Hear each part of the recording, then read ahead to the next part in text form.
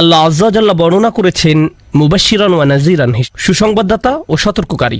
যদি কেউ শুধু সুসংবাদ প্রদান করেন তাহলে সে সাবধানবাণীর কথা ভুলে যাবে, আর যদি শুধু সতর্ক করতে থাকেন তাহলে সে এতই হতাশ হয়ে পড়ে যে মনে করে ভালো খবর বলতে আসলে কিছু নেই। বুঝতে পারলেন? আমি চেষ্টা করেছি এই ভারসাম্য রক্ষা করার। যেহেতু এই মাসটি প্রত্যাশার মাস, তাই আমি সুসংবাদের উপর একটু বেশি জোর দিয়েছি।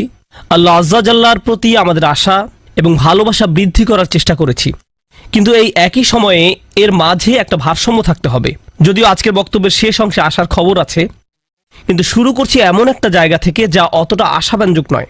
দেখুন, আমাদের পূর্বের জাতি বনী ইসরায়েলকে আল্লাহ কিতাব দান করেছেন। আমাদের যেমন কোরআন রয়েছে, তাদেরকে অন্য কিতাব দেওয়া হয়েছিল। কোরআন যাকে বর্ণনা করেছে অন্য কোরআন হিসেবে, অর্থাৎ আগের কিতাব। তারা তাদের কিতাবকে গুরুত্ব দিয়ে গ্রহণ করেনি। তাদের মাঝে বেশ কিছু বিভ্রান্তিমূলক ধারণা গড়ে ওঠে। আমরা যদিও এত ভালো মুসলমান নই, সমস্যা নেই। আল্লাহ যদি আমাদের দোজখে ফেলেনও, সবচেয়ে খারাপ পরিস্থিতিতে আল্লাহ যদি আমাদের জাহান্নামে ফেলেনও, এটা হবে সাপ্তাহিক ছুটির মতো, কয়েকদিন মাত্র। কারণ তিনি আমাদের এতই ভালোবাসেন যে মুসলমানরা শেষমেশ তো জান্নাতে যাবেই। তাই আমরা যদিও জাহান্নামে যাই, সেটা হবে অল্প কিছু দিনের জন্য, সমস্যা নেই। লান তামাসসানান নারু ইল্লা আইয়ামাম মা'দুদাত, গুটি কয়েকদিন ছাড়া আগুন কখনো আমাদের স্পর্শ করবে না, কিছুদিন মাত্র। ব্যাপারটা হলো, জান্নাত জাহান্নামের পূর্বে বিচার দিবস রয়েছে, যেটি একদিনের জন্য, সেটা 1000 বছর লম্বা হবে। জান্নাত বা জাহান্নাম নয়, আল্লাহর কথা অনুযায়ী শুধু বিচারের দিনটি এত লম্বা হবে, আর বিচারের দিনটি হবে মাত্র একদিনের। আর জান্নাত জাহান্নাম চিরকালের জন্য। তাই কেউ যখন বলে গুটি কয়েকদিন, তাকে এখনকার দিনের হিসেবে চিন্তা করলে তো হবে না। বর্তমানে পৃথিবী তার অক্ষ বরাবর ঘুরে, আমরা সূর্যের উদিত হওয়া এবং অস্ত যাওয়া দেখি, কিন্তু কিয়ামতের দিন সূর্য, চাঁদ এবং পৃথিবীর সব কিছুকে ধ্বংস করে নতুন একটা ব্যবস্থাপনা তৈরি করা হবে। তাই আমরা এখন যেভাবে 24 ঘন্টার হিসেব করি, সেভাবে রাত দিনের হিসাব করলে তো চলবে না যখন আখিরাত শুরু হবে। চলুন তাহলে সবার আগে এই ধারণাটি আমাদের মাথা থেকে ফেলে দেই। কোরআনের বহু জায়গায় জাহান্নামের আলোচনা করা হয়েছে, কিন্তু আমি শুধু কোরআন থেকে একটি বর্ণনা আপনাদের সামনে উপস্থাপন করতে চাই। আমার মতে এটি আল কোরআনের জাহান্নামের সবচেয়ে গুরুত্বপূর্ণ বর্ণনা। কোরআনের একজন ছাত্র হিসেবে আমি মনে করি এই বর্ণনাটি জাহান্নাম সম্পর্কে জানার শুরু মাত্র। কেউ যদি এই বর্ণনাটি বুঝতে পারে, তাহলে সে জাহান্নাম সম্পর্কে যথেষ্ট জানে। আয়াতটি শুরু করা হয়েছে এই কথা বলে, ওয়ালা ইন মাসসাতহুম, এমনকি যদিও। যখন আমরা বাংলায় বলি যদি আমি সেখানে যাই, যদি আমি সেখানে যাই, তাহলে তোমার সাথে দেখা হবে। কিন্তু কেউ যখন বলে যদিও আমি যাই, এর মানে হলো যাওয়ার সম্ভাবনা ক্ষীণ। তাই আয়াতটি যদিও দিয়ে শুরু হওয়ার মাধ্যমে এমন কিছু ঘটার সম্ভাবনা কমিয়ে দিয়েছে। এভাবে বলার মাধ্যমে আল্লাহ কোনো কিছুর উপর জোর কমিয়ে দেন। সহজ কথায় তিনি বাক্যটিকে দুর্বল করে দিচ্ছেন। যদিও, যদিও কি? যদিও মাসসাতহুম, যদিও এটা তাদের স্পর্শ করে। আরবিতে মাসসা অর্থ কোনো কিছু যখন আপনাকে সামান্যতম স্পর্শ করে, যেমন কোনো মাছি যখন কোনো মতে স্পর্শ করে। যদি সেকেন্ডের জন্য স্পর্শ করে তখন তাকে বলা হয় মাস। সুতরাং এটা যদি তাদেরকে কোনো মতে স্পর্শ করে 1 সেকেন্ডের জন্য, মাসসাতহুম। এখন কি তাদের স্পর্শ করে? আপনারা হয়তো ভাবছেন আগুন যদি তাদের স্পর্শ করে। আল্লাহ বলছেন নাফহাতুন, একটা হালকা বাতাস যদি তাদের স্পর্শ করে। চলুন এই বাতাস নিয়ে একটু আলোচনা করা যাক। আরবিতে নাফহাতুন বলতে বোঝায় দরজা বন্ধ করলে যখন সামান্য একটু বাতাস এসে পড়ে, পর্দা নড়ে ওঠে, অথবা কেউ জানালা বন্ধ করলে যেভাবে হালকা বাতাসে পর্দা নড়ে ওঠে। এই বাতাসের যা বাহির থেকে ভেতরে আসে বা ভেতর থেকে বাহিরে যায়, দুই ধরনের আছে। একটি হলো লাফহা, লাম যোগে, আরেকটি হলো নাফহা। লাম যোগে লাফহা মানে বাতাসটি গরম, আর নুন যোগে নাফহা মানে বাতাসটি ঠান্ডা। আল্লাহ বলছেন এমনকি যদি ঠান্ডা বাতাস তাদেরকে স্পর্শ করে, যদি ঠান্ডা বাতাস তাদেরকে স্পর্শ করে তোমার প্রতিপালকের শাস্তি থেকে। তিনি এই আয়াতে জাহান্নাম কাউকে স্পর্শ করার কথা বলছেন না। তিনি এই আয়াতে আগুন কাউকে স্পর্শ করার কথা বলছেন না। তিনি এমনকি গরম বাতাস কাউকে স্পর্শ করার কথাও বলছেন না। তিনি আগুনের ঠান্ডা অংশের কথা বলছেন, আর এটা আপনাকে চিরকালের জন্য স্পর্শ করছে না। প্রসঙ্গত, আমরা ফিজিক্সে পদার্থের 3টি অবস্থার কথা শিখেছি: সলিড, লিকুইড এবং গ্যাস। সলিড বা কঠিন কিছু যদি স্পর্শ করে আমরা তা অনুভব করতে পারি। এই মুহূর্তে গ্যাস আমাদেরকে স্পর্শ করছে, বাতাস এখন আমাদেরকে স্পর্শ করছে, আমরা এটা অনুভব করি না। আর এই আয়াতে আল্লাহ বর্ণনা করছেন কি তাদের স্পর্শ করছে? বাতাস তাদেরকে স্পর্শ করছে। কোন ধরনের বাতাস? অপেক্ষাকৃত গরম বাতাস নাকি ঠান্ডা বাতাস? ঠান্ডা বাতাস। ঠান্ডা বাতাস কোনো রকম তাদেরকে স্পর্শ করছে। এই আয়াতের সবচেয়ে উল্লেখযোগ্য বিষয় হলো, আমি একটু আগে নাফহা এবং লাফহার কথা বলেছিলাম। অন্য কথায়, তারা এখনো জাহান্নামে প্রবেশ করেনি, তারা এর দিকে অগ্রসর হচ্ছে। আর জাহান্নামের অপেক্ষাকৃত ঠান্ডা বাতাস এসে কোনো মতে তাদেরকে স্পর্শ করলো, তখন তাদের প্রতিক্রিয়া কি? চিৎকার করে বলে উঠবে, ইয়া ওয়াইলানা, হায়, সবচেয়ে কঠিনতম শাস্তি আমাদের জন্য শুরু হয়ে গেছে। ইন্না কুন্না যালিমিন, আমরা সব সময় অপরাধী ছিলাম। তারা সাথে সাথে তাদের সব অপরাধ স্বীকার করবে। যে কারণে এই আয়াতটি আমি সংক্ষেপে আপনাদের নিকট উপস্থাপন করলাম। প্রথমত, এই আয়াতে আল্লাহ জাহান্নামের শাস্তির অভিজ্ঞতা বর্ণনা করছেন না। আল্লাহ সকল বিশ্বাসীকে জাহান্নামের আগুন থেকে মুক্ত রাখুন। কিন্তু আল্লাহ এখানে বর্ণনা করছেন, এমনকি জাহান্নামের আগুনের কাছে গেলে এবং ক্ষণিকের জন্য এর বাতাসের সামান্য স্পর্শ লাগলে একজন মানুষ চিন্তা করা শুরু করবে, এর চেয়ে আর ভয়ঙ্কর কোনো শাস্তি হতে পারে না। এজন্যই আল্লাহ দোজখের আগুন সম্পর্কে বলছেন, ইন্নাহা সাআত মুস্তাকাররাও ওয়া মুকামা, নিশ্চয়ই তা অবস্থানস্থল ও আবাসস্থল হিসাবে কতই না নিকৃষ্ট। অল্প এবং বেশি যে কোনো সময়ের জন্য ওটা কত নিকৃষ্ট জায়গা। এক সেকেন্ডের জন্য এটা ভাববেন না যে আমি তো খারাপ, আল্লাহ যদি আমাকে জাহান্নামে ফেলেনও, এক সময় তো আমি এখান থেকে মুক্তি পাবো। এই ধরনের চিন্তাকে কখনো প্রশ্রয় দিবেন না। এই ভূমিকা দেওয়ার পর যখন বিচার দিবস শুরু হবে, যখন সমগ্র মানব জাতি একত্রিত হবে, তারা জানে না কোথায় যাবে, তারা জানে না কোন দিকে ফিরবে। এই ঘটনা আসলে রাসূলুল্লাহ সাল্লাল্লাহু আলাইহি সাল্লামের একটি হাদিসে উল্লেখ করা হয়েছে এবং জ্ঞানের প্রতি মুসলমানদের আগ্রহ ছিল সব সময়। তো একবার কিছু মানুষ বিখ্যাত সাহাবী আনাস ইবনে মালিক রাদিয়াল্লাহু তাআলা আনহুর কাছে এলো, কারণ মানুষ লোকমুখে এই খবর পেয়েছিল যে আনাস এই হাদিসটি জানতেন, আর এটি অনেক বড় একটি হাদিস, বুখারী শরীফে বর্ণিত আছে। এই ঘটনা ঘটে রাসূলুল্লাহ সাল্লাল্লাহু আলাইহি সাল্লামের ইন্তেকালের পরে। তিনি বলেন, হাদ্দাসানা মুহাম্মাদুন সাল্লাল্লাহু আলাইহি ওয়াসাল্লাম। এখন আনাস রাদিয়াল্লাহু তাআলা আনহু কথা বলছেন। তিনি বলেন, রাসূলুল্লাহ সাল্লাল্লাহু আলাইহি সাল্লাম আমাদের বলেছেন, ইযা কানা ইয়াউমুল কিয়ামাতি মা জান্নাসু বা'দুহুম ফি বা'দ। মনোযোগ দিয়ে শুনুন। যখন বিচার দিবস শুরু হবে, মানুষ ঢেউয়ের মতো একে অপরের উপর আশ্রে পড়বে, সর্বত্র বিশৃঙ্খলা, সবাই একে অন্যের দিকে ছুটতে থাকবে। ফায়াতুনা আদম, তারা কোনো একভাবে আদম আলাইহিস সালামের দেখা পাবে, তারা তার কাছে ছুটে আসবে। ফায়াকুলুনা ইশফা আলানা ইলা রাব্বিক, সমগ্র মানব জাতি আদম আলাইহিস সালামের কাছে ছুটে আসবে এবং বলবে, আপনি কি দয়া করে আমাদের পক্ষ থেকে আল্লাহর সাথে কথা বলতে পারবেন? আমরা আল্লাহর ভয়ে ভীত। আপনি তো প্রথম মানুষ, আপনি তো সেই ব্যক্তি যাকে আল্লাহ ফেরেশতাদের সিজদা দিয়ে সম্মানিত করেছেন, আপনাকেই তো পছন্দ করা হয়েছে, আমরা সবাই আপনার সন্তান, আপনি আমাদের পিতা, তাই দয়া করে আমাদের জন্য আল্লাহর সাথে কথা বলুন, আমরা খুবই ভীত। এরপর তিনি বলবেন, ফায়াকুলু লাস্তু লাহা, তিনি বলবেন, আমি এর যোগ্য নই, আমি পারবো না। ফায়াকুলু লাস্তু লাহা ওয়ালাকিন আলাইকুম বিইব্রাহিম, তোমরা কেন ইব্রাহিমের সাথে কথা বলছো না? তোমাদের উচিত ইব্রাহিমের সাথে কথা বলা।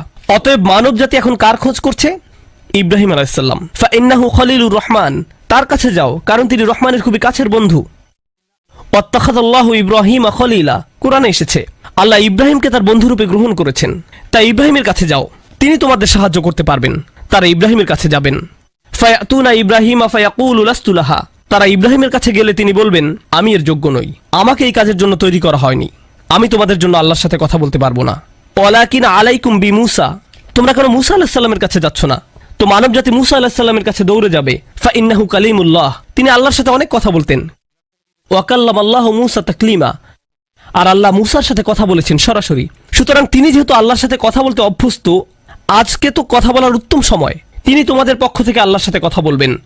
ফায়াতুনা মূসা ফায়াকুলু লাস্তু লাহা, মানব জাতি দৌড়ে মূসা আলাইহিস সালামের কাছে যাবে, তিনি বলবেন, আমি এর যোগ্য না, আমি পারবো না। ওয়ালাকিন আলাইকুম বিঈসা, তোমরা ঈসা আলাইহিস সালামের কাছে কেন যাচ্ছ না? ফাইন্নাহু রূহুল্লাহ ওয়া কালিমাতুহু, তিনি হলেন আল্লাহর দেওয়া রূহ এবং তিনি আল্লাহর কালিমা, আল্লাহর হুকুমে তিনি অলৌকিকভাবে জন্মগ্রহণ করেন, কুন ফায়াকুন। অতএব তিনি যেহেতু সকল রাসূলদের মাঝে বিশেষ মর্যাদার অধিকারী, তার কাছে যাও, তার সাথে কথা বলো। সকল মানুষ দৌড়ে ঈসা আলাইহিস সালামের কাছে যাবে। ফায়াকুলু লাস্তু লাহা, তিনি বলবেন, আমি পারবো না, এই কাজ আমার জন্য নয়, আমাকে এই কাজের জন্য তৈরি করা হয়নি। তারপর তিনি বলবেন, ওয়ালাকিন আলাইকুম বি মুহাম্মাদিন সাল্লাল্লাহু আলাইহি ওয়াসাল্লাম, মানব জাতি তোমাদেরকে মুহাম্মদ সাল্লাল্লাহু আলাইহি ওয়াসাল্লামের কাছে যেতে হবে। মানুষেরা তখন রাসূলুল্লাহ সাল্লাল্লাহু আলাইহি ওয়াসাল্লামের কাছে যাবে। এখন রাসূল সাল্লাল্লাহু আলাইহি ওয়াসাল্লাম আমাদের বলছেন, ফায়াতুনি ফাআকুল, সবাই তখন আমার কাছে আসবে আর আমি তাদেরকে বলবো। এখন রাসূল সাল্লাল্লাহু আলাইহি ওয়াসাল্লাম আমাদের বলছেন, আনা লাহা, আমার জন্য এই কাজ, আমি এই কাজের যোগ্য। আনা লাহা ফাআস্তাযিনু আলা রাব্বি। প্রসঙ্গত আমি আপনাদেরকে আরো বলার পূর্বে বিচার দিনের একটা দৃশ্য হলো, আল্লাহ বলেন, ইয়াউমা ইয়াকুমুর রূহু ওয়াল মালাইকাতু সাফফান লা ইয়াতাকাল্লামুনা ইল্লা মান আযিনা লাহুর রহমান ওয়া ক্বালা সাওয়াবা। যেদিন রূহ ও ফেরেশতাগণ সারিবদ্ধভাবে দাঁড়াবে, এমন এক সময় থাকবে যখন কেউ কথা বলতে পারবে না। এমন এক ধরনের নীরবতা, এমন নীরবতা বিরাজ করবে যার কথা মানবজাতি কোনোদিন শোনেনি। এমন ধরনের নীরবতার অস্তিত্ব কখনো কোনোদিন ছিল না। সেই রকম পিনপতন নীরবতায় আল্লাহ বলেন, লা ইয়াতাকাল্লামুন, কেউ কথা বলতে পারবে না, ইল্লা মান আযিনা লাহুর রহমান, দয়াময় আল্লাহ যাকে অনুমতি দিবেন সে ব্যতীত। আর তিনি হলেন মুহাম্মদুর রাসূলুল্লাহ সাল্লাল্লাহু আলাইহি সাল্লাম। তিনি এমন সময়ে আল্লাহর কাছে আসবেন যখন সৃষ্টির কারো একটি শব্দ করারও অনুমতি থাকবে না, সৃষ্টির কারো কোনো আওয়াজ শোনা যাবে না। তিনি আল্লাহর সামনে এসে আল্লাহর কাছে কথা বলার অনুমতি চাইবেন। ফায়ুযানু লি, তিনি বলেন আমাকে কথা বলার অনুমতি দেওয়া হবে। ওয়ায়ুলহিমুনি মাহামিদা আহমাদাহু বিহা লা ইয়াহদুরুনিল আন, সেই দিন আল্লাহ আমাকে স্পেশাল একটি দোয়ার মাধ্যমে তার প্রশংসা, তার কৃতজ্ঞতা করা শেখাবেন, যেটি বিচার দিবসে আমাকে দেওয়া হবে, যা এর পূর্বে কাউকে দেওয়া হয়নি, কোনো সৃষ্টিকে দেওয়া হয়নি। এক স্পেশাল ওয়াহি রাসূলুল্লাহ সাল্লাল্লাহু আলাইহি সাল্লামকে দেওয়া হবে বিচার দিবসে, যা কোনো সৃষ্টিকে দেওয়া হয়নি। আর তিনি সেই দিন সে স্পেশাল উপায়ে আল্লাহর প্রশংসা করবেন, লা ইয়াহদুরুনিল আন, আর সেই ওহী এখনো আমার কাছে আসেনি, সেই দোয়া এখনো আমি জানি না। ফা আহমাদাহু বিতিলকাল মাহামিদ, তারপর আমি আল্লাহর দেওয়া সেই স্পেশাল বাক্যগুলোর মাধ্যমে আল্লাহর প্রশংসা করব। ওয়া আখিরু লাহু সাজিদান, আমি সেই বাক্যগুলো উচ্চারণ করার পর আল্লাহর সমীপে সিজদায় অবনত হব। কিয়ামতের দিনের দৃশ্যপটে রাসূলুল্লাহ সাল্লাল্লাহু আলাইহি সাল্লাম এমন জায়গায় থাকবেন, এই অবস্থাকে বলা হয় মাকাম মাহমুদা, একটা স্টেশন, অথবা বলতে পারেন এমন একটা স্টেজ যা প্রশংসিত, আর মানবজাতি সেটা প্রত্যক্ষ করবে। আমরা সবাই এটা দেখতে পাবো। আমরা সবাই তখন নিশ্চুপ থাকব, আর তিনি সিজদায় পড়ে যাবেন। তিনি যখন সিজদায় পড়ে যাবেন তখন আল্লাহ আজ্জা ওয়া জাল্লা তার সাথে কথা বলবেন। এতক্ষণ তিনি আল্লাহর সাথে কথা বলছিলেন, এখন আল্লাহ আজ্জা ওয়া জাল্লা তার সাথে কথা বলবেন। তিনি কি বলবেন? ইয়া মুহাম্মদ ইরফা রাসাকা, তিনি বলবেন মুহাম্মদ তোমার মাথা উত্তোলন করো। ওয়াকুল, বলো, ইউসমা আলাকা, তোমার কথা শোনা হবে। শুধু যে আল্লাহ তার কথা শুনবেন তা নয়, বরং বিচার দিনে উপস্থিত সবাই তার কথা শুনতে পাবে। ইউসমা আলাক, তারপর আল্লাহ বলেন ওয়াসাল তুতা, চাও তোমাকে দেওয়া হবে, তুমি যা চাও দেওয়া হবে। কিয়ামতের দিন আল্লাহর একটি সৃষ্টি কেমন পজিশনে থাকলে আমরা সবাই যখন আল্লাহর নিকট ভিক্ষা চাচ্ছি, আতমিম লানা নূরানা ওয়াগফির লানা, হে আমাদের পালনকর্তা, আমাদের নূরকে পূর্ণ করে দিন এবং আমাদেরকে ক্ষমা করুন, এই কথা বলে আমরা আল্লাহ আজ্জা ওয়া জাল্লার কাছে কাকুতি মিনতি করতে থাকবো। আর এখানে আল্লাহ তার এই সৃষ্টিকে বলছেন, তুমি চাও, তুমি যা চাও আমি দিব, সাল তুতা। এই হলো আমাদের রাসূল সাল্লাল্লাহু আলাইহি সাল্লাম। তারপর আল্লাহ বলবেন ওয়াশফা, তুমি যদি কারো পক্ষ থেকে কথা বলতে চাও, তুমি যদি কারো ব্যাপারে সুপারিশ করতে চাও, যাও সুপারিশ করো। তুশাফা, আমি তোমাকে অন্য মানুষদের পক্ষ হয়ে কথা বলার অধিকার দিলাম। তুশাফা, এই গ্যারান্টি আল্লাহ তার রাসূল সাল্লাল্লাহু আলাইহি সাল্লামকে দিয়েছেন।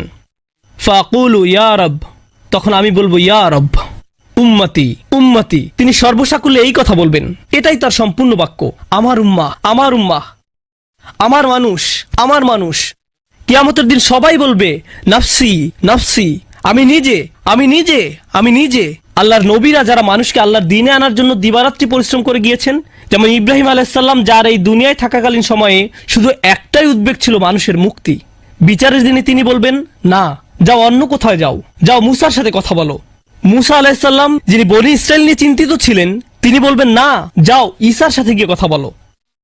আর আমাদের রাসূল সাল্লাল্লাহু আলাইহি সাল্লাম বলবেন, প্রসঙ্গত কোরআনে কিয়ামত দিবসের যে ভয়াবহতার কথা বর্ণনা করা হয়েছে তা একবার চিন্তা করে দেখুন। ইয়াউমা তারাউনাহা তাযহালু কুল্লু মুরদিআতিন আম্মা আরদাআত, প্রত্যেক মা যে তার বাচ্চাকে দুধ খাওয়াচ্ছে তার বাচ্চাকে ফেলে দিবে যেন সে কিছুই না। ইয়াফিরুল মারউ মিন আখিহি ওয়া উম্মিহি ওয়া আবিহি, সেদিন মানুষ তার ভাইয়ের কাছ থেকে পালাবে, মায়ের কাছ থেকে পালাবে, বাবার কাছ থেকে পালাবে। ওয়া সাহিবাতিহি ওয়া বানিহি, তার স্ত্রীর কাছ থেকে পালাবে, ছেলেমেয়ের কাছ থেকে পালাবে। আপনাদের কেউ কেউ হয়তো ইতিমধ্যে স্ত্রীর কাছ থেকে পালিয়ে বেড়ান, তাই আপনাদের কাছে হয়তো এটা অতটা ভীতিপ্রদ নয়। এই আয়াত হয়তো আপনার জন্য ভয়ের নয়, কেউ কেউ ভাবছে অবশেষে। যাই হোক, সমস্ত গুরুত্বের সাথে সেই দিন সবাই কাকে নিয়ে উদ্বিগ্ন থাকবে? নিজেকে নিয়ে। প্রকৃতপক্ষে সেদিন প্রত্যেক ব্যক্তি বলবে ওমান ফিল আরদি জামিআ সুম্মা ইউনজিহ, সবাইকে জাহান্নামে নিয়ে যান এবং বিনিময়ে আমাকে জান্নাতে প্রবেশ করতে দিন। এটাও কোরআনে এসেছে, মানুষ সেদিন এমন মরিয়া হয়ে উঠবে, সেদিন একজন মানুষ আল্লাহর সাথে কথা বলবেন, আর প্রথম যে শব্দগুলো তার মুখ থেকে উচ্চারিত হবে তা হলো উম্মতি উম্মতি। আপনার জন্য আপনার রাসূলের ভালোবাসা এমনই প্রগাঢ় সাল্লাল্লাহু আলাইহি সাল্লাম। আমার উম্মাহ, আমার উম্মাহ। যদি আমরা তাকে ভালোবেসে থাকি, তাহলে যেই উম্মতের জন্য আল্লাহ রাসূলের এত ভালোবাসা, সেই উম্মতের জন্য আমাদের অন্তরে কিভাবে এত ঘৃণার বাস হয়? কিভাবে সম্ভব এটা? কিভাবে আমাদের পরস্পরের প্রতি এত ক্রোধ, বিচার, সমালোচনা, বিভক্তি, বিদ্বেষ, অনুমান, অহংকার? আর এই মানুষগুলো দাবি করে তারা রাসূলুল্লাহ সাল্লাল্লাহু আলাইহি সাল্লামকে ভালোবাসে। এইসব তুচ্ছ বিষয় ভুলে যেতে এই ভালোবাসা কি যথেষ্ট নয়? আমাদের কোন পার্থক্যগুলো এর চেয়ে বড়? তো যখন রাসূলুল্লাহ সাল্লাল্লাহু আলাইহি সাল্লাম বলবেন উম্মতি উম্মতি, আল্লাহ সুবহানাহু ওয়া তাআলা বলবেন ফায়াকুলু ইনতালিক ফাআখরিজ মিনহা মান কানা ফি কলবিহি মিসকালা শাঈরাতিন মিন ঈমান।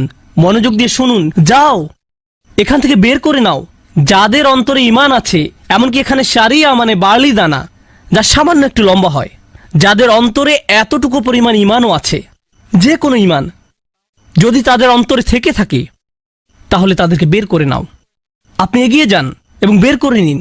দৃশ্যপটটি কল্পনা করুন, রাসূলুল্লাহ সাল্লাল্লাহু আলাইহি সাল্লাম মানুষকে রাখছেন, যাও যাও যাও, তিনি তাদেরকে সরিয়ে নিচ্ছেন। কিছু মানুষকে নিয়ে যাওয়ার পর ফেরেশতারা থামিয়ে দিলেন, কারণ কারো কারো ঈমান এর চেয়েও ছোট। সামান্য পরিমাণ ঈমান বলতে আসলে কি বোঝায়? কেউ একজন হারাম কোনো কাজে যুক্ত ছিল, সে ভয়ানক কিছু একটা করছিল, কাজটা করে ফেলার পর তার মনে অনুশোচনা জাগ্রত হলো, তার ভেতর থেকে কিছু একটা বলছে এটা খারাপ কাজ, আমার এটা করা উচিত নয়, আল্লাহ আমাকে এটা সম্পর্কে জিজ্ঞাসা করবেন। তারপর কোনো একভাবে তার এই চিন্তাটাকে সে দমিয়ে দিল, থাক এখন চিন্তা করার দরকার নেই। কিন্তু পরবর্তীতে সে আল্লাহর কাছে দোয়া করে বলল, ইয়া আল্লাহ, আমি জানি না কিভাবে এই কুঅভ্যাস থেকে বাঁচব, আমাকে এর থেকে মুক্তি দিন। আমি চাই না এটা আমার জীবনে আর ঘটুক, কিন্তু তবু আমি এটাতে আটকা পড়ে আছি। অতি ক্ষুদ্র ঈমান তার ভেতর থেকে চিৎকার করছে, অন্য কেউ এটা শুনতে পারছে না, তার অন্তর এটা শুনছে। আর আল্লাহ আজ্জা জাল্লা বলছেন, তারা যদি এতটুকু ঈমানও দেখাতে পারে, আপনি এগিয়ে যান, তাদেরকে বের করে নিয়ে আসুন, আপনি তাদেরকে বের করে নিয়ে আসুন। আর তিনি যখন এভাবে মানুষদেরকে বের করে নিয়ে আসবেন, তখন ফেরেশতারা একসময় থামিয়ে দিবেন, কারণ অনেক মানুষের অন্তরে এতটুকু ঈমানও নেই, সামান্য অনুতাপটুকু তাদের অন্তরে ছিল না। থামিয়ে দিবেন, ফাআনতালিক ফাফআল, আমি গিয়ে এমনই করব, সুম্মা আউদ, তারপর আমি ফিরে আসব। অর্থাৎ ফেরেশতারা থামিয়ে দিবে, আর অন্য মানুষেরা সেখানে কাঁদতে থাকবে, আমাদের কি হবে, আমাদের কি হবে। তারপর রাসূলুল্লাহ সাল্লাল্লাহু আলাইহি সাল্লাম ফেরত আসবেন, ফাআহমাদাহু বিতিলকাল মাহামিদ, অতঃপর আমি পুনরায় সেসব প্রশংসা বাক্য দ্বারা আল্লাহর প্রশংসা করব। লক্ষ্য করুন, প্রথমবার তিনি প্রার্থনা করার জন্য অনুমতি চেয়েছিলেন, তাই না? দ্বিতীয়বারের বেলায় অনুমতির কোনো উল্লেখ নেই। লক্ষ্য করেছেন, তিনি আসলে সাথে সাথে আল্লাহর প্রশংসা করা শুরু করবেন। আল্লাহ কি তাকে এমনটি করতে বলেছেন? না, এটা হলো নিজ উম্মতের প্রতি তার অপরিসীম ভালোবাসার বহিঃপ্রকাশ। তিনি আবারও আল্লাহর প্রশংসা করা শুরু করবেন, এই আশায় যে আল্লাহ তাকে অটোমেটিক অনুমতি দিবেন।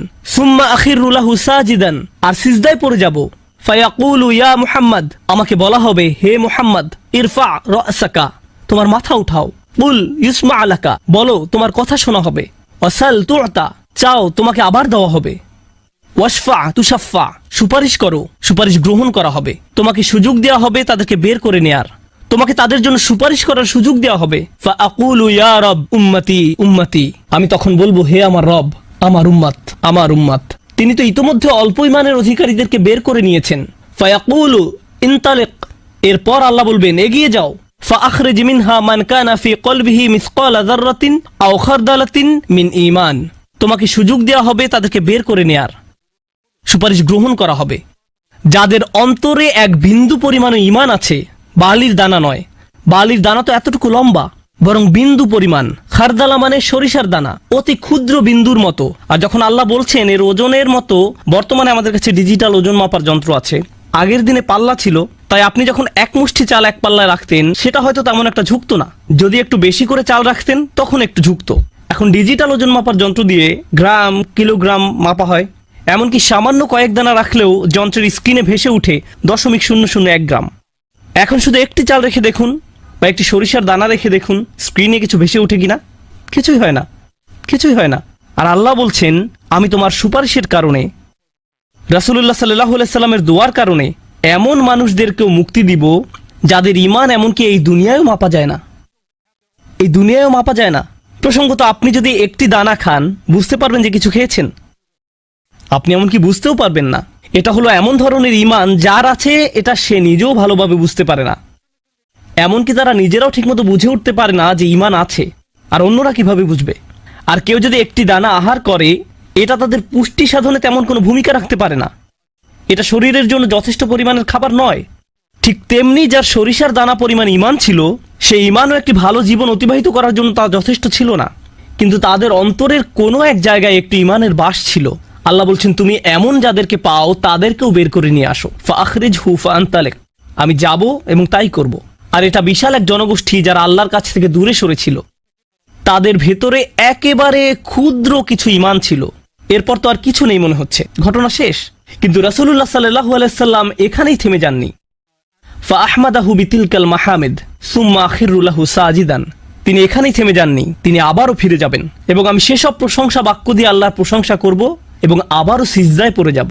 ফায়াকুলু ইয়া মুহাম্মদ ইরফা রাসাকা, আমাকে বলা হবে, হে মুহাম্মদ মাথা উঠাও। ওয়াকুল ইসমা আলাকা, বলো তোমার কথা শোনা হবে। ওয়াসাল তুআতা, চাও দেয়া হবে। আল্লাহ আজ্জা ওয়া জাল্লা সহজেই বলতে পারতেন, তুমি তো ইতিমধ্যে চেয়েছো এবং তোমাকে দেয়া হয়েছে, কিন্তু তৃতীয়বারের মতো রাসূলুল্লাহ সাল্লাল্লাহু আলাইহি সাল্লামকে বলা হচ্ছে ওয়াশফা তুশাফা, এগিয়ে যাও, মানুষের জন্য সুপারিশ করো, গ্রহণ করা হবে, তোমাকে তাদের পক্ষে চাওয়ার সুযোগ দেওয়া হবে, আমি তোমাকে এটা দিচ্ছি। ফাআকুলু ইয়া রব উম্মতি উম্মতি, আমার উম্মাত আমার উম্মাত। এখন চলুন এখানে একটু থামি। যদি আপনি এই সুযোগ পেতেন, আল্লাহ যদি আপনাকে বলতেন তুমি যা চাও তাই পাবে, তুমি চাও দেয়া হবে, যা কিছুই তুমি চাও না কেন, আমাদের বিশাল একটা লিস্ট আছে। রাসূলুল্লাহ সাল্লাল্লাহু আলাইহি সাল্লামকে এই সুযোগ কয়বার দেওয়া হয়েছে? কত মিলিয়ন মানুষকে ইতিমধ্যে রক্ষা করা হয়েছে। তৃতীয়বার তো তিনি নিজের জন্য কিছু চাইতে পারতেন। আমরা তো মানুষ, আল্লাহ যদি বলেন চাও আমি দিব, আর এই মানুষটি আল্লাহর সামনে দাঁড়িয়ে আছেন আর তাকে বলা হচ্ছে, কিন্তু তারপরেও তার জিহ্বায় উম্মাহ উম্মতি উম্মতি, তো আল্লাহ বলবেন ফায়াকুলু ইনতালিক, সামনে এগিয়ে যাও। ফাখরিজ মান কানা ফি কলবিহি আদনা আদনা আদনা মিসকাল হাব্বাতিন খরদালিম মিন ঈমান, যাও সামনে এগিয়ে যাও এবং এমন প্রত্যেক ব্যক্তিকে বের করে আনো যার একটি সরিষার অতি ক্ষুদ্র অতি ক্ষুদ্র অংশ পরিমাণ ঈমান আছে। এত ক্ষুদ্র বিন্দু যাকে আপনারা হয়তো মাইক্রোস্কোপিক বলবেন, যদি তাদের এক অ্যাটম বা এক সাব অ্যাটমিক কণার পরিমাণ ঈমান থাকে, এই পৃথিবীতে যা দেখা শোনা বা উপলব্ধি করা সম্ভব নয়, যদি তাদের গভীর অবচেতন মনের কোথাও কণা পরিমাণ ঈমান থাকে, যদি তাদের ততটুকু ঈমান থাকে, এগিয়ে যাও এবং তাদের বের করে নিয়ে আসো। যদি তাদের অন্তরে এতটুকু ঈমান থাকে, তো আল্লাহ রাসূলুল্লাহ সাল্লাল্লাহু আলাইহি সাল্লামকে বলবেন ফাখরিজহু মিনান নার, তাদেরকে আগুন থেকে বের করে আনো। কথাটা মনোযোগ দিয়ে শুনুন, তাদেরকে কোথা থেকে বের করে আনো? আগুন থেকে। অর্থাৎ কিছু মানুষ ইতোমধ্যে জাহান্নামে পতিত হয়ে গেছে। অনেক মানুষ এই হাদিস পড়ে মনে করে আমরা জাহান্নাম থেকে মুক্তি পেয়ে যাব, আগুন আমাদের স্পর্শ করবে না, কিন্তু হাদিস এই কথা বলছে না। রাসূলুল্লাহ সাল্লাল্লাহু আলাইহি সাল্লাম আল্লাহর কাছে কাকুতি মিনতি করছেন, আর এই দিনটি হবে 50,000 বছর লম্বা। অনেক মানুষের বিচার ইতোমধ্যে হয়ে গেছে, আর আমি আপনাদেরকে সেই আগুন সম্পর্কে শুরুতে বলেছিলাম, আপনি যদি এর বাতাসের স্পর্শ পান 1 সেকেন্ডেরও কম সময়ের জন্য, আপনার মনে হবে এর চেয়ে ভয়ঙ্কর আর কোনো শাস্তি হতে পারে না। আর আল্লাহ রাসূল সাল্লাল্লাহু আলাইহি সাল্লাম সেই মানুষগুলোর জন্য আশা ছেড়ে দেননি, তাদের জন্য হতাশ হয়ে পড়েননি।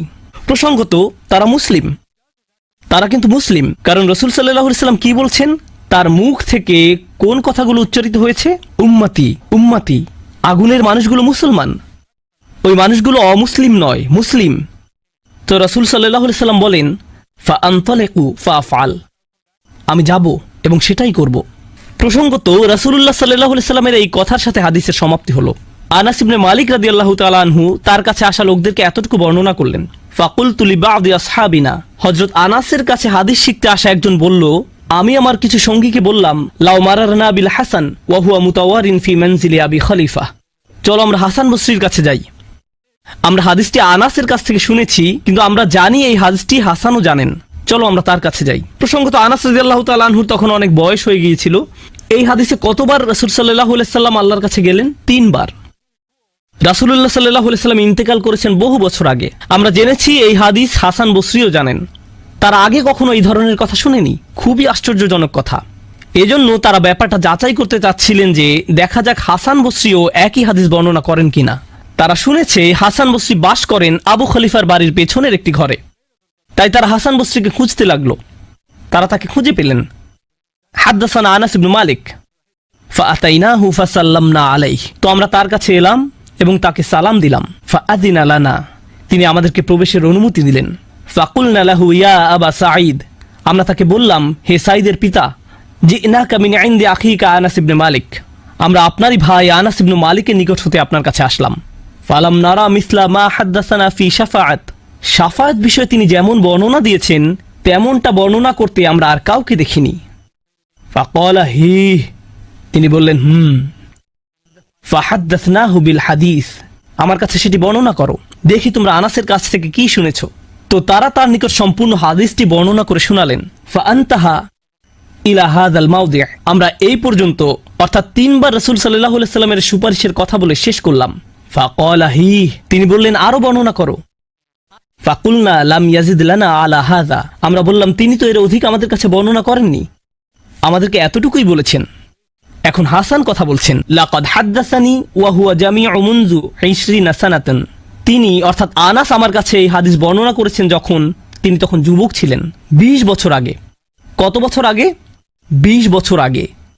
আমি নিশ্চিত না তিনি কি বাকিটুকু ভুলে গেলেন, নাকি তিনি তোমাদেরকে বাকিটুকু বলেননি কারণ তাহলে তোমরা অলস হয়ে পড়বে। ফালা আদ্রি আনাসি আম কারিহা আন তাত্তাকিলু, তিনি এরপর বললেন এই হাদিসের চতুর্থ একটি অংশ আছে, আর আমি নিশ্চিত নই তোমাদের বলা উচিত কিনা, কারণ তার এখন বয়স বেশি হয়েছে, তার স্মরণশক্তি ওইভাবে কাজ করছে না, কিন্তু আমার সন্দেহ তিনি তোমাদের বলেননি কারণ তোমরা এতে অলস হয়ে পড়বে। তারা বলল, ইয়া আবা সাঈদ হাদ্দাসানা, আপনি কি আমাদেরকে এটা বলতে পারেন? আমরা আসলে জানতে চাই। ফাদহিকা, তিনি হাসতে শুরু করলেন। ফাকালা খুলিকাল ইনসানু আজুলা, তিনি কোরআনের একটি আয়াত উল্লেখ করে বললেন, মানুষকে সৃষ্টি করা হয়েছে তাড়াহুড়া প্রবণ করে। মা যাকারতুহু ইল্লা ওয়া আনা আদরি আন উহাদ্দিসুকুম হাদ্দাসানি কামা হাদ্দাসাকুম বিহি, আমি তো বর্ণনার উদ্দেশ্যেই তোমাদের কাছে বিষয়টি উল্লেখ করলাম। তিনি তাদেরকে উৎসুক করে তুলেছিলেন, আমি তোমাদেরকে বলবো তিনি তোমাদের নিকট যা বলেছেন তা সত্য। হাসান আরো বলেন, রাসূলুল্লাহ সাল্লাল্লাহু আলাইহি সাল্লাম বলেন, এরপর আমি চতুর্থবারের মতো ফিরে আসব। ফাআহমাদাহু বিতিলকাল মাহামিদ, এবং সেসব প্রশংসা বাক্য দিয়ে আল্লাহর প্রশংসা করব, যে বাক্যগুলো আল্লাহ আমাকে দিয়েছেন, যা অন্য কোন সৃষ্টিকে এর পূর্বে দেয়া হয়নি, এবং সিজদায় পড়ে যাব। সুম্মা আখিরু লাহু সাজিদান, তখন বলা হবে, ফায়ুকালু ইয়া মুহাম্মদ ইরফা রাসাকা, হে মুহাম্মদ মাথা উঠাও। ওয়াকুল ইউসমা, বলো তোমার কথা শোনা হবে। ওয়াসাল তুতা, চাও দেয়া হবে। ওয়াশফা তুশাফা, শাফায়াত করো গ্রহণ করা হবে। এই সময়ে এসে এতটুকুর চেয়ে ছোট ঈমানও আর অবশিষ্ট নেই, সকল সম্ভাব্য ঈমানওয়ালাদের মুক্তি হয়ে গেছে। আদনা আদনা আদনা মিসকাল হাব্বা, সবাই মুক্তি পেয়ে গেছে। ফাআকুলু ইয়া রব ইযান লি ফি মান ক্বালা লা ইলাহা ইল্লাল্লাহ, এখন রাসূলুল্লাহ সাল্লাল্লাহু আলাইহি সাল্লাম বলেননি উম্মতি, এইবার তিনি উম্মতি বলেননি, তিনি বলছেন, হে আমার প্রতিপালক, আমাদেরকে তাদের সম্পর্কে শাফায়াত করার অনুমতি দান করুন যারা বলেছে লা ইলাহা ইল্লাল্লাহ, যে এমনকি এই কথা বলেছে। আচ্ছা ঠিক আছে, আমার মনে হয় একজন সৃষ্টিকর্তা আছেন। একটি কলেজ ক্যাম্পাসে হয়তো একদল ছাত্র মুসলিম ছাত্রদের সাথে আলোচনা করছে, তখন একজন বলল, আচ্ছা ঠিক আছে, দার্শনিক দৃষ্টিকোণ থেকে মেনে নিলাম একজন ঈশ্বর রয়েছেন, ঠিক আছে আমি মানলাম যে একজন ঈশ্বর আছেন, আমি বলছি না যে আমি মুসলিম, যদি উপাসনা করতেই হয় তাহলে শুধু এক ঈশ্বরের উপাসনা করতে হবে। তাদের অন্তরে কোনো অনুভূতি নেই, তারা কারো ইবাদত করছে না, তারা শুধু এই উপসংহারে পৌঁছেছে। প্রসঙ্গত এই ধরনের একটা সাদৃশ্য পাওয়া যায় সূরা হুজরাতের একটা আলোচনায়। আল্লাহ বলছেন, ফাকালাতিল আরাবু আমান্না কুল লাম তুমিনু ওয়ালাকিন কুলু আসলামনা, বেদুইনরা বলে আমরা ঈমান এনেছি, বলো তোমরা ঈমান আনোনি, বরং তোমরা বলো আমরা আনুগত্য স্বীকার করেছি। তোমরা শুধু ইসলামের প্রাথমিক ধারণা গ্রহণ করেছো। ধারণা থাকে এখানে, আর ঈমান কোথায় থাকে? যাদের অন্তরে কিছু ঈমান ছিল তাদের ইতোমধ্যে নেওয়া হয়ে গেছে। এখন যাদের মাথায় কিছু ধারণা ছিল যে একজন রব আছেন, তারা কোনোদিন ধর্ম প্র্যাকটিস করেনি, তারা ধর্মীয় কোনো কাজই করেনি, তারা শুধু এই ধারণা মেনে নিয়েছিল যে শুধু একজন প্রভুর উপাসনা করতে হবে। রাসূলুল্লাহ সাল্লাল্লাহু আলাইহি সাল্লাম বলছেন, যে কেউ এই সিদ্ধান্তে আসবে যে কেউ বলবে লা ইলাহা ইল্লাল্লাহ, তার জন্য শাফায়াত করার অনুমতি দান করুন। আল্লাহ বলবেন, ফায়াকুলু ওয়া ইজ্জাতি ওয়া জালালি ওয়া কিবরিয়াই ওয়া আযীমাতি, আল্লাহ বলবেন, আমি আমার কর্তৃত্বের শপথ করছি, আমি আমার স্বীয় গৌরবের শপথ করছি, আমি আমার বরত্বের শপথ করছি, আমি আমার মহত্বের শপথ করছি, লা উখরিজান্না মিনহা মান ক্বালা লা ইলাহা ইল্লাল্লাহ, আমি স্বয়ং অবশ্যই তাদের সবাইকে জাহান্নাম থেকে বের করব যারা বলেছে লা ইলাহা ইল্লাল্লাহ, তোমার এই সুপারিশের কারণে। সাল্লাল্লাহু আলাইহি সাল্লাম। জাহান্নাম কতটা ভয়ঙ্কর তার একটা ছোট্ট নমুনা দিয়ে আমি আজকের আলোচনা শুরু করেছিলাম। এখন সব শেষে রাসূলুল্লাহ সাল্লাল্লাহু আলাইহি সাল্লাম আমাদের জন্য এই শাফায়াত করছেন। এই হাদিসটি অন্যতম গুরুত্বপূর্ণ একটি হাদিস। এমনকি 20 বছর পরে আনাস ইবনে মালিক এখন বৃদ্ধ হয়ে গেছেন, মানুষ তখনও তার কাছে শাফায়াত বিষয় জানতে এসেছেন। এমনকি আজকের দিনেও এই হাদিসটি অন্যতম শক্তিশালী একটি হাদিস এবং অন্যতম এই জন্য যে ভুলভাবে ব্যবহার করার একটি বক্তব্য রাসূলুল্লাহ সাল্লাল্লাহু আলাইহি সাল্লামের। কখনোই এর অপব্যবহারের চিন্তাও করবেন না। এটা ফ্রি হয়ে যাওয়ার লাইসেন্স নয়। যদি আমরা মনোযোগের সাথে পড়ি তাহলে আমরা বুঝব যে আল্লাহ এমন মানুষদেরকে জাহান্নাম থেকে বের করে আনার জন্য অনুমতি দেবেন যাদের ঈমান যথেষ্ট ছিল না, যাদের সৎ কাজ যথেষ্ট ছিল না। পক্ষান্তরে এমন অনেক মানুষ থাকবে যাদের অন্তরে ঈমান আছে, যাদের ডান হাতে সৎ কাজ আছে, আর এই সৎ কাজগুলো বিচারের দিনে আলোতে পরিণত হবে। হৃদয়ের ঈমান ও বিচারের দিনে জ্যোতিতে পরিণত হবে। ইয়াসআ নূরুহুম বাইনা আইদিহিম ওয়া বিআইমানিহিম, তাদের বুকের ভেতর থেকে আলো ছুটতে থাকবে এবং তাদের ডান হাত থেকে এই আলো টর্চে পরিণত হবে, গাড়ির হেডলাইটের মতো। চারপাশে থাকবে অন্ধকারাচ্ছন্ন আর আপনি জান্নাতের দিকে ছুটতে থাকবেন। আপনাকে জাহান্নাম অতিক্রম করে যেতে হবে, এটা আল্লাহর নির্দেশ। ওয়া ইম মিনকুম ইল্লা ওয়ারিদুহা, জান্নাতে যেতে হলে সবাইকে জাহান্নাম অতিক্রম করে যেতে হবে, সবাইকে, এর কোনো ব্যতিক্রম নেই। আর এই ব্রিজ অতিক্রম করতে হলে আপনার আলো লাগবে। যদি আলো না থাকে তাহলে পড়ে যাবেন। তো মানুষ যখন হেঁটে যাচ্ছে তখন অনেকের এত পরিমাণ আলো থাকবে যেন মক্কা থেকে সিরিয়া দেখা যাচ্ছে, আর কারো কারো এত অল্প পরিমাণ আলো থাকবে যে তারা কোনো মতে পায়ের সামনের কিছু অংশ দেখতে পাবে, কারণ তাদের ঈমান দুর্বল ছিল। কিন্তু এই হাদিস এমন মানুষদের সম্পর্কে নয় যাদের সামান্য কিছু আলো থাকবে বা অনেক বেশি আলো থাকবে। এই হাদিস এমন মানুষদের সম্পর্কে যাদের আলো এত স্বল্প পরিমাণ যে এটি দিয়ে কিছুই দেখা যাচ্ছে না, আর যাদের আলো আছে তারা আল্লাহর কাছে ভিক্ষা করতে থাকবে, রব্বানা আতমিম লানা নূরানা ওয়াগফির লানা, আমাদেরকে আমাদের আলো পূর্ণ করে দিন, ব্যাটারি যেন শেষ হয়ে না যায়, আমাদেরকে জান্নাতের গেটে পৌঁছে দিন, আমাদেরকে ক্ষমা করে দিন। আমরা আল্লাহর কাছে ভিক্ষা চাচ্ছি যেন তিনি আমাদের কপালে রাসূলুল্লাহ সাল্লাল্লাহু আলাইহি সাল্লামের শাফায়াত জুড়ে দেন, তিনি যেন আমাদেরকে তাদের অন্তর্ভুক্ত করেন যারা আরশের ছায়ায় থাকবে। আমরা আল্লাহর কাছে প্রার্থনা করছি তিনি যেন আমাদেরকে তাদের অন্তর্ভুক্ত করেন যাদেরকে এমনকি জাহান্নামের আগুনের ঠান্ডা বাতাসও স্পর্শ করবে না। আমরা আল্লাহর কাছে দোয়া করছি তিনি যেন আমাদেরকে তার রাসূলের অনুগত উম্মায় পরিণত করে দেন। তাদের অন্তর্ভুক্ত নয় যাদের ব্যাপারে তিনি অভিযোগ করবেন, বরং তাদের অন্তর্ভুক্ত করুন যাদের জন্য তিনি সুপারিশ করবেন। আগেরবার আমি বলেছিলাম একদল মানুষ সম্পর্কে রাসূলুল্লাহ সাল্লাল্লাহু আলাইহি ওয়াসাল্লাম অভিযোগ করবেন, ইন্না কওমি ইত্তাখাযু হাযাল কুরআনা মাহজুরা, হে আমার রব, নিশ্চয়ই আমার কওম এই কুরআনকে পরিত্যাজ্য গণ্য করেছে। আমরা তাদের অন্তর্ভুক্ত হতে চাই না। আমরা তাদের অন্তর্ভুক্ত হতে চাই যাদের জন্য তিনি আল্লাহর কাছে সুপারিশ করবেন। আল্লাহ যেন আমাদের সবাইকে তার রাসূলের শাফায়াতের যোগ্য করে দেন।